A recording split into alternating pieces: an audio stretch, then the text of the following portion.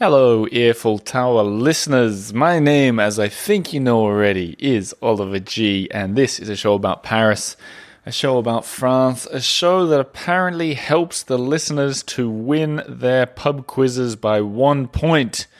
More on that at the end of the episode as we allow a French police car to pass in the distance, making you all feel like you're in Paris with me. Now, I want to tell you a story about this episode that you're about to hear.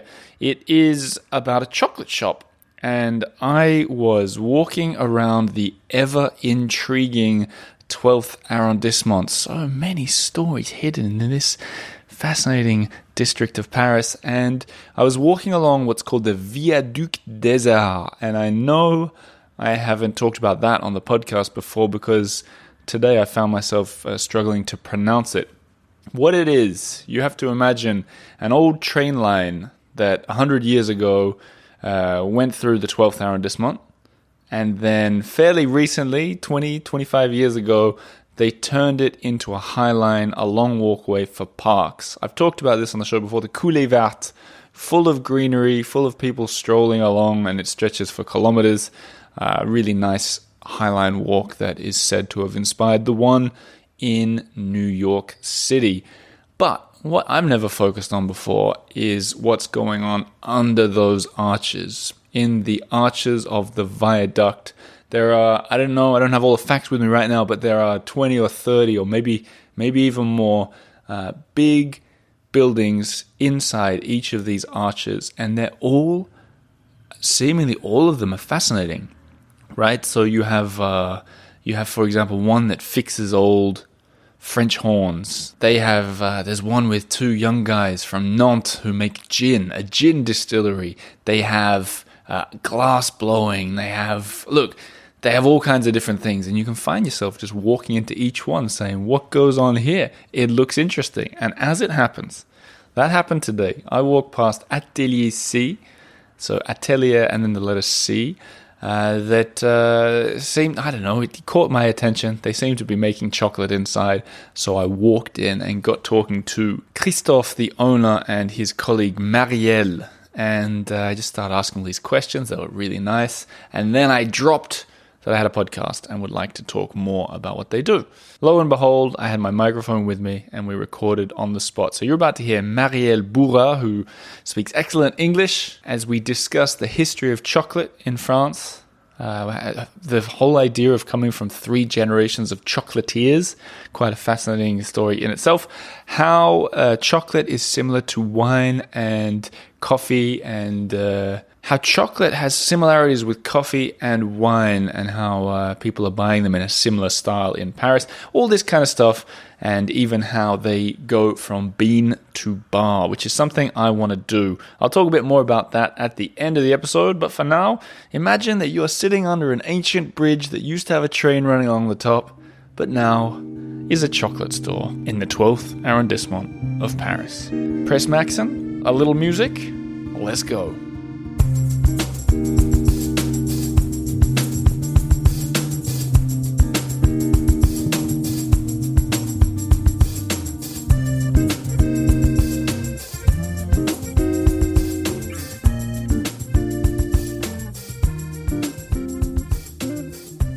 Marielle, how are you? I'm fine, thank you. Are you ready to speak English? I'm ready to speak English. And I detect a British accent? Yes. Where did you live? Because I used to live in London. Uh-huh. Lots of French people there when you were there?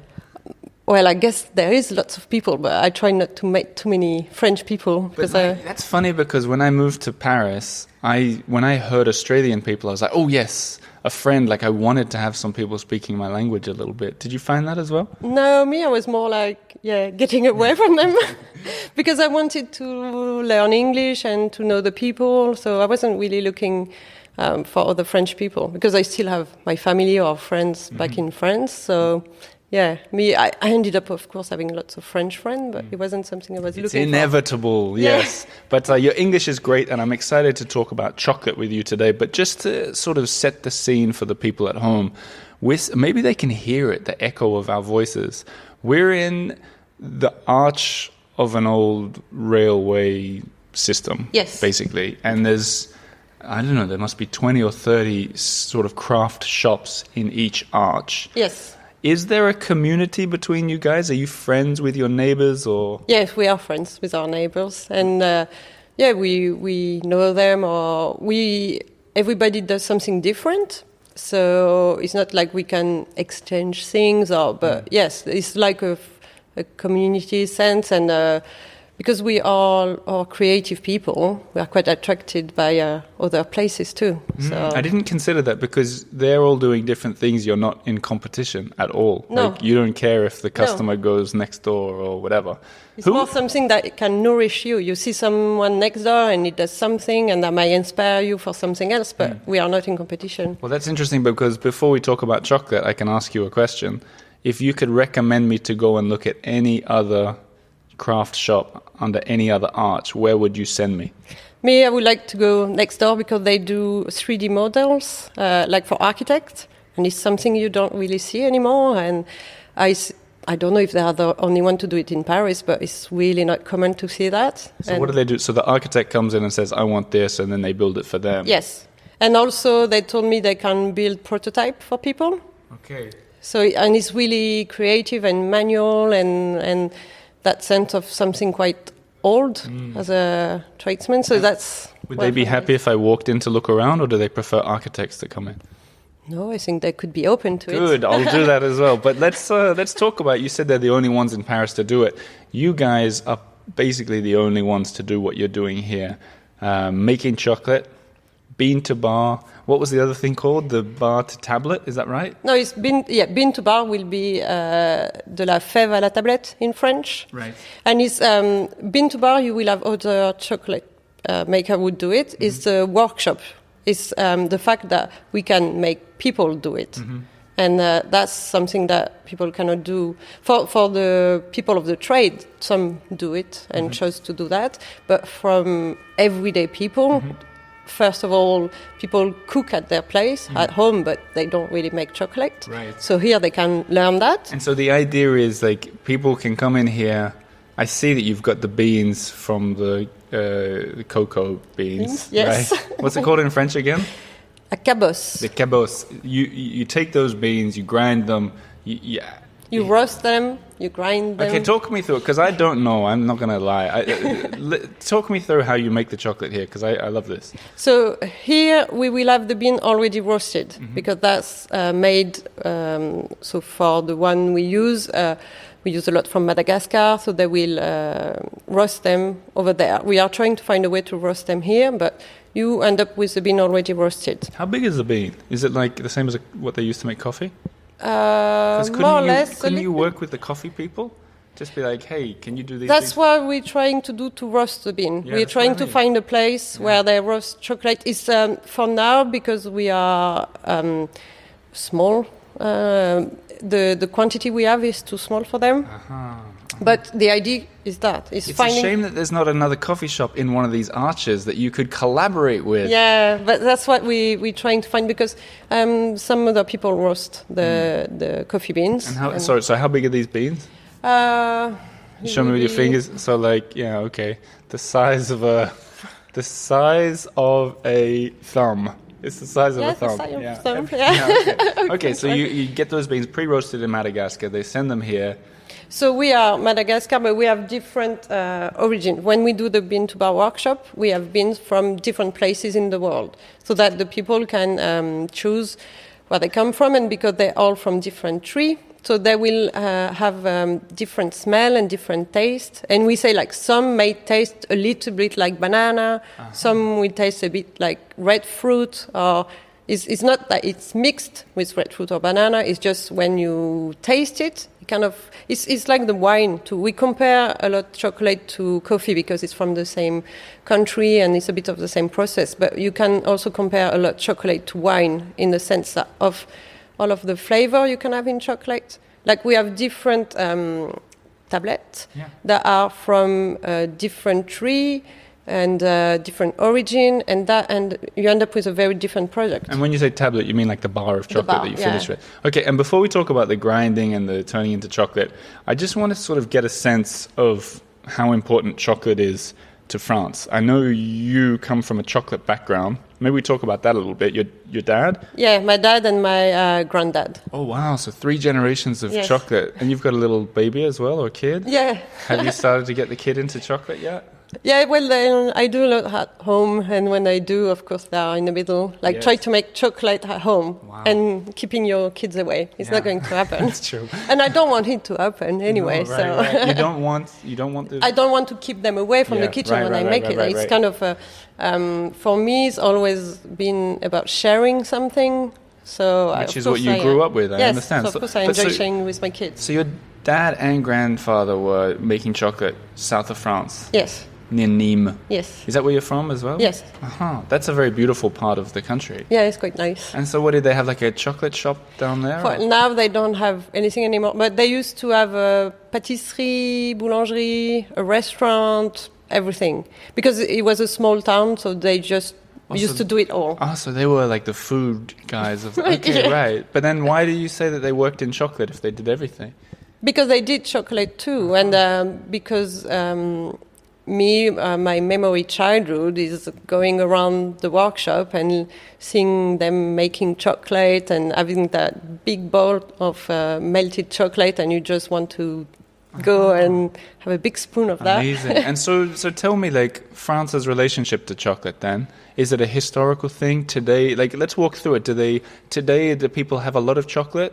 Is it important in the French? I think it's very important, and I think we are among the country that ate the most quantities of chocolate. So, I think we cannot live without. Well, for people who are listening from other countries where maybe they just eat typical Mars bars and so on, this isn't the kind of chocolate you're talking about, is it? No, because I think the way we see chocolate is also the pure product. So it would be the grounded cocoa beans and sugar and maybe cinnamon or other little things, but not other chemical or other products. Is something really quite bare compared to what other people can make.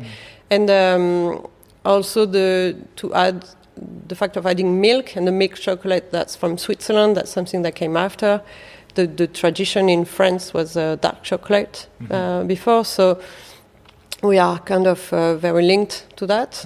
And I think, people love chocolate, and maybe compared to other countries, that is more the chocolate itself, like the chocolate bar. Right. And not, we have sweets too, and we make lots of things with chocolate, but it's the fact that we eat from the bar. Well, so when you say that French people eat a lot of chocolate, like a typical, I imagine you have a more developed taste for chocolate than, of course you do, but like a typical, let's say 40-year-old Parisian man or woman, how do they consume chocolate? Is it through their pain au chocolat? Is it through that? Do they go into shops like this and they buy specific rare chocolate? Like, what are they eating? I think it's chocolate bar that is the most, and you From have. the supermarket or what? Well, unfortunately, you have both. But I think people now understand more and more that it doesn't taste the same. It's not also. You have two problems. It doesn't taste as good, and the way it's made is quite problematic too. Sure. Because that's a big issue with chocolate, and that's why a lot of chocolatier now wants to know the process, and because we are speaking about a product that is growing in country far away, where the conditions are not really good for them. So they want to control more the chain, to control the product, but also to control where it comes from, and to make sure that the people that are working in that trade have a better life. It feels like this is a similar story that we're seeing in lots of different foods and drinks at the moment, that people are becoming a lot more involved in making choices about where they get their stuff from. So it's interesting it's happening with chocolate as well. Do you ever have Mars bars and stuff? Do you ever do it? To be honest, it's been so long that I didn't. So you like what?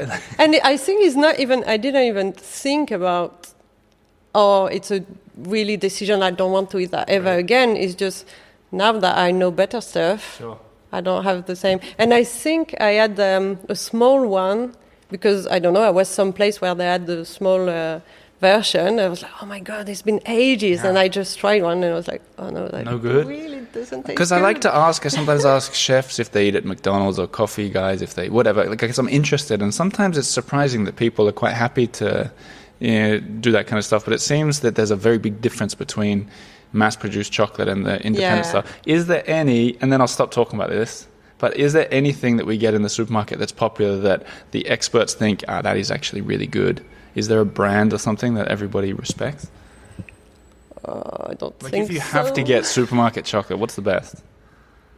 But I won't. Okay. No, and it's, there's a certain thing that I want because I'm lucky enough to have other option.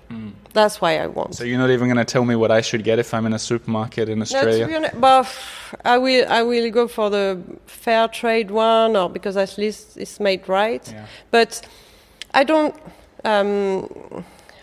Jeter la pierre. I wouldn't. You don't want to throw. I get you. You don't want to throw stones in the glass house. I wouldn't of course. throw stones at people who buy it in the supermarket because it's a question of education. It's a question of price. It's a question of occasion. Because also small shop, it's not as easy to go to those places.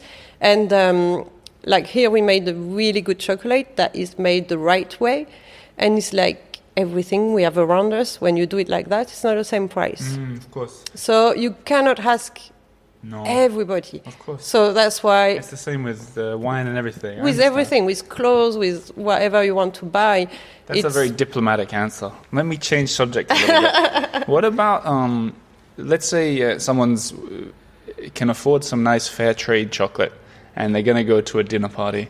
Is that the kind of gift that you should give in Paris or in France, or something that you should bring to the table? Is chocolate? Is that a thing that people do? I don't think people do it a lot because they will more bring patisserie or maybe not a chocolate bar, but a chocolate box. Is there a certain, like when you're buying a gift of chocolate for people, is there a way to know the best to get, or is it just... You mean the best to get to... Yeah. Because people have, in France, like choosing a wine to bring or whatever, there's a whole, like, it's almost like a religion. And I wonder if there's a thing with chocolate here in France. With chocolate, it's a bit of go for dark chocolate. People prefer dark chocolate. And I don't fully agree with the idea, but you have the idea that it's the best chocolate. It's a better chocolate. Because milk, you mix it already. And people have real trouble with white chocolate too, which, again... I'm not 100% agree with that. What do you mean? Why do people have... because of the milk? No, well, first milk, because they consider dark chocolate the pure chocolate, and milk you already add something else, so it's not as good. And they kind of will say it's more for the children, which I disagree, but you can have some people like this. We just had some milk chocolate. It was delicious. I love milk chocolate. That's my favorite one. When it's made the right way, it's absolutely delicious. But because we are in Paris and... you have that people, there's a bit of snobism too. And so quite often the best chocolate or the one with the best image is the dark one. Right. If you were, like, you were to, let's say you were to come over to have dinner with me and my wife and you were going to bring some chocolate, what would you bring? I think I will bring a box of chocolate. Like what kind of box? So we have some with what we call ganache. Yep. So they are the one filled with something, and they're quite nice, and usually everybody will like that. Okay, we'll have to try some of that. Yes. Why do you like chocolate? So I don't know if that will talk to the foreign people, but you know the comic strip Asterix? Everybody knows. Everyone knows Everybody Asterix. knows that. Yeah. Okay. So Obelix, he fell into the bowl of magic potion. Me, I fell on the bowl of chocolate. Did you actually? Maybe you did. I didn't truly physically did, but it's what happened to me. Yeah. So it's in me, my blood is. You cut my arm and you will see chocolate pouring. It's just wow. Does that mean you also have a kind of superpower? Probably. I need to look into that. It's amazing. Okay, so you fell into the cauldron of chocolate. Yeah, and it's because it tastes so good, and it makes you feel so good, and it's a true moment of happiness when you taste it and walk with it too. Can we talk about moderation? I think French Parisians especially are very well known for not drinking too much, not eating too much. Is there a similar thing with chocolate? When is too much? Is there a limit? How do we know? Is there? No, there is no limit. No, there must be a limit, right? Depend on your body. Really? If you're strong enough, there is no limit. But do you agree with me? Because you know that this is people's perception of tourism. I say that because we are laughing together. But in truth, me, what I like to do is I like to buy or to have a really good chocolate bar. And I will have like 1 or 2 squares because they taste so good that it's enough for you. The chocolate for the supermarket, for example, the main difference to me is because when you try it, it doesn't fulfill what you were looking for. So you take 1 more and 1 more and 1 more because it has the sugar, but not the taste. So you end up, you eat the whole bar. Like I've done that before. Yeah, everybody done that.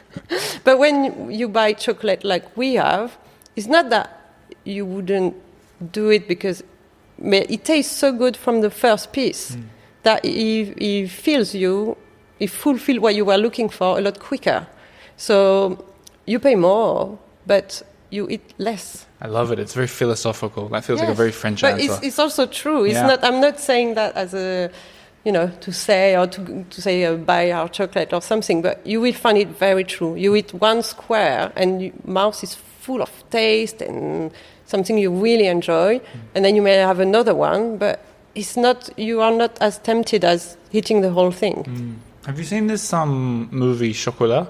Oh yes, with Juliette Binoche. Yeah. What's your... With Johnny Depp too, but with Juliette Binoche. Let's be honest. I watched it a really long time ago. I can't remember it. Do you? Is it well liked? Is it a good one? Or? I don't know if it's that famous. What do you think as a chocolatier? Is that? Yeah, I like it, but I love Juliette Binoche and I love cinema. And this one is about chocolate, so I really liked it. But after, I don't know if it's that famous, to be honest. I feel like I think I remember reading the book. I think it was a book first, and then it became a movie. Oh, maybe. Was it? People will think we're not experts. I'll look into this. But this is Chocolat. I'm going to rewatch it. Yeah. We didn't finish talking about the process of making the chocolate. So the beans come in roasted. Yes. You have them there in big jars, and it's a very beautiful shop, which I think I started to describe it. I just want to paint the picture for people a little bit. You come into this big arch, which I assume is like limestone, very light, huge stones that make this enormous. It's an arch with this massive glass window on both sides, so the light is streaming. Does that mean the chocolate melts, all the light? We have to be careful of the light. Okay. The chocolate doesn't fear the heat as much as people think. It can handle heat, but it cannot handle the ray of the sun. So we have to be careful. So it's So if you you can be in a room that is quite hot, but if it's in the shade, it won't move.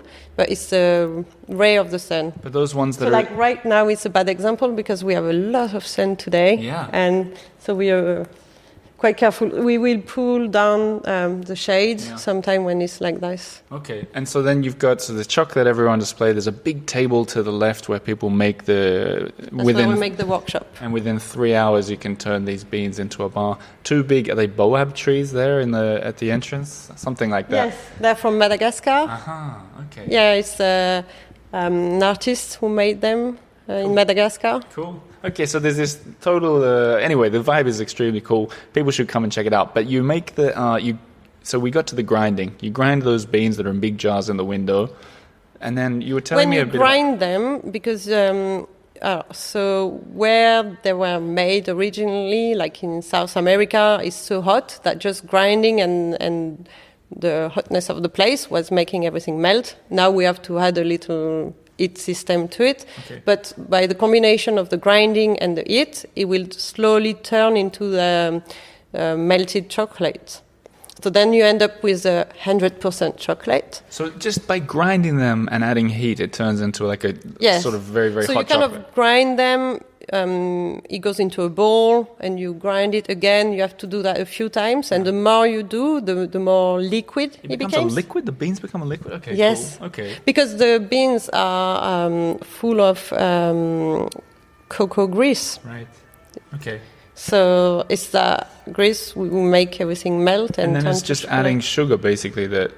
Yes. And maybe fruits or something like that. You can add, fruit or say cinnamon or pepper. Some people will add coffee. You can add coffee a little bit. So is that it's kind of like when people do perfume making classes. Yes, exactly. So you grind it as a team, and talk to your colleague Christophe? Christophe, You yes. said that it really becomes everyone starts talking, helping each other. Yes, because you will have, you will choose from, I don't know, 8 of 10 different cocoa beans, which each their particularity. That's what I said. Some may taste a little bit like banana, some like sweet potato, or sometimes red fruit, or little nuts like this. You can also choose to use a single origin one, or to mix, to choose 2 or 3. Everyone does the same one, or you? No, okay, everyone make his own recipe, and you have a little book where you can log your recipe to remember. It's really nice. Or to sell if you make a really good recipe. If you make a really good one. Yes. Yes. Okay, I'm going to keep that in So mind. that's why it's so nice, because you will smell the beans and decide which one is for you, which one you want to try out. I'm going to come and do it, although this is something I've talked about on the show before, and it's very sad. I've got a really bad sense of smell. Okay. And I've talked to wine people before, and they say that you can develop your sense of smell. Oh, you can develop it. Yes. Okay, that's because I feel like, people with bad hearing can get a hearing aid straight away and it's better. Or if you got bad vision, you can get glasses. I wish there was something the same. But it's better for the smell, because you can learn. If you hear is not that great, you can have help from a device, but you cannot improve it. Okay. That the sense of smell or taste. Just learning and have someone explaining to you and showing it to you, you will learn. Okay, so that's good. better. Well, that's good. You're an optimist. Because you don't need an extra device. No, it's you're yourself. right. Yes. Well, that's You will develop yourself. That's why I That's haven't even fixed better. it yet. Okay, I want to. You will choose between the bean, and we have the same process with the sugar. We have different type of sugar with different tastes and different particularities. So you can it's really tailored to And do what you people like. tend to like the chocolate that they end up with? Of course, yes. I mean, do you ever have people that go, but you can also taste it along the way. When you will grind it, because you haven't had the sugar yet. So you can taste, you can say, I would like at 80% chocolate. Yeah. And then you do it. If you put too much, it's hard to remove, but you start with putting a little. If it's not enough, you can add. And then you can add something and you can taste it along the way. So I don't think we ever had someone saying, oh no, I don't like what I've made. We're running low on time, but I want to touch on something that you told me before we started recording. You said that you can get bean to bar in 3 hours, which I think is really cool. Like, just that makes me want to do it. But you said, can you explain to us a little bit about the sugar and how, like, really it would take a lot longer can you explain that to us? Oh, yes. But quickly. Okay. I know it's complicated. No, it's in the normal process. If you make chocolate bar, you will do everything we do on the bean to bar workshop. But after, you will have to put it in an extra machine that will grind the sugar to remove the grain of the sugar, to have something really slick. And because that takes a lot of hours, it's something we wouldn't do in the workshop. So that means the chocolate you will find the little grain of the sugar when you taste it. But it's something that we are not used to have, but it's really not bothering, or it doesn't alter the taste. It still tastes as good. It's just, as a term of texture, it's a bit surprising. It could be surprising for people, but it's quite nice. And because I said we encourage to try to melt it in water, because that was the way it was made in South America, or with chocolate, because that's the way people drink it. But to have it as a beverage is a nice way to try it. And that brings great explanation, by the way. That brings me to my last question. I was thinking we didn't talk about. Is there anything to do with France and chocolate, historically or currently, that's very famous that you particularly like, like hot chocolate or a special kind of chocolate? Is there something that the French are renowned for?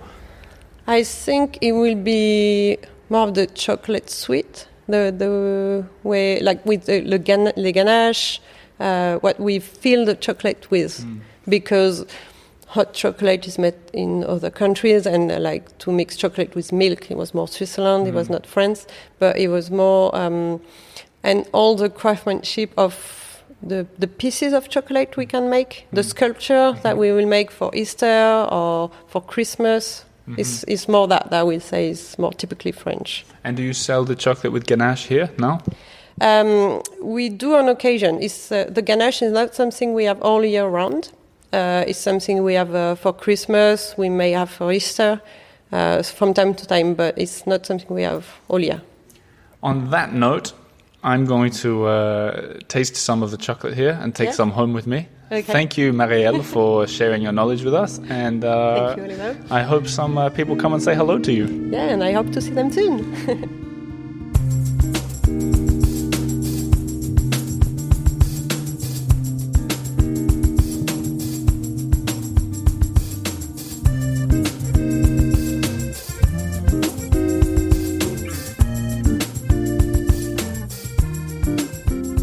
So there you have it, Marielle talking about chocolate. I know it. I'm going to go back there. I want to do that. I actually talked to them about the idea of letting me film for the Patreon members, not doing the bean to bar, which takes 3 hours, but doing the, I think it was called bar to tablet or tablet to bean, bean to tablet, whatever the shorter one is, where they have the chocolate running and you make it into a bar yourself, add some flavors. That's what I'm going to do. You're going to meet them if you're a Patreon supporter. If you're not a Patreon supporter, you're missing out. Patreon.com/The Earful Tower. Practical details. This place is called Atelier C. C, the letter, as in C for chocolate or C for Christophe, the owner. The address is 123, easy to remember, 123 Avenue Dausmenil. Daumesnil. You don't need to write it down. It's in the show notes below. I'll be sharing more from them on social media coming up. But there you go. I hope that filled your chocolate cravings. Now it's time to read an email. Do you remember I used to read emails at every episode? I thought I'd read one today. Hello, Oliver, says Patricia. I just thought I'd say we won trivia last night. What was one of the questions? What would you get with your pie if you ordered it a la mode? Bearing in mind we're in Australia, I thought tomato sauce, ketchup. But of course, I knew the real answer was ice cream, and I convinced my teammates about how there was a debate when you wrote Grace the Giraffe in Paris. Just to take a pause from the email, she's referring to, as some of you know, when I wrote the children's book, Grace the Giraffe in Paris, I really wanted to have a rhyme that giraffe as a fashion was not a la mode, but I was petrified that readers would think it meant that the fashion didn't have ice cream with it, when of course à la mode in French means in fashion. The email continues, we only won by 1 point, so thank you to Grace and Oliver. Lucky I'm an avid listener from Patricia. That kind of rhymes too. Lucky I'm an avid listener from Patricia. Well, look, she says it exactly right. Be an avid listener to this show and you will win every trivia night you enter. It is that simple. That's the fact. Thank you, Patricia. Thank you to everyone who listens. Thanks quite sincerely to all the people who've been leaving reviews. Over the 5 years of podcast, I don't ask for them very often, but I did the other day and you guys left them by the dozens and it left a huge smile on my face. I'll say it again. When we hit 1,000 reviews, I'll take the stabilizer to one end of the Seine River at the entry to Paris.